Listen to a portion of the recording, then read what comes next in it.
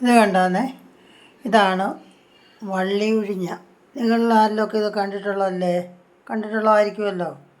ഇത് നമ്മൾ ഈ കർക്കിടക മാസത്തിൽ കർക്കിടക കഞ്ഞി വെക്കത്തില്ലേ, അതിന് ഇതും മറ്റുള്ള കുറേ മരുന്നുകളുണ്ട്. അത് എനിക്ക് കിട്ടുന്ന മുറയ്ക്ക് ഞാനത് കാണിച്ചു തരാമേ.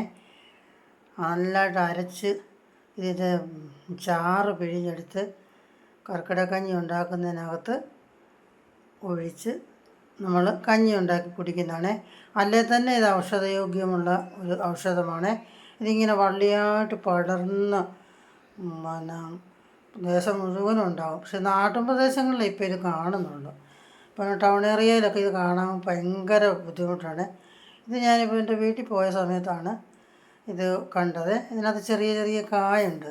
ആ കായാണെങ്കിലും നല്ലതാണ്. അത് പൊട്ടിച്ച് അത് പഴുത്ത് കഴിഞ്ഞാൽ ആ വെറുതെ പച്ചയ്ക്ക് കഴിക്കാൻ പറ്റും.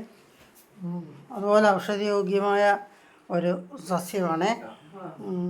നല്ല ഔഷധം. അങ്ങാടിക്കടകളിൽ ഇത് വാങ്ങാനും കിട്ടും. ഇത് കണ്ടിട്ടുള്ളവരുണ്ടോ? കണ്ടിട്ടുള്ളവരും ഇത് ഉപയോഗിച്ചിട്ടുള്ളവരും ഒന്ന് കമൻറ്റ് ചെയ്യണേ. ഇതാണ് വള്ളി ഉഴിഞ്ഞ. എൻ്റെ കണ്ട ഇങ്ങനെയാണ് എൻ്റെ ഇരിക്കുന്നത്. ഒരു പ്രദേശം മുഴുവൻ ഇങ്ങനെ പടർന്ന് കിടക്കുകയാണ്.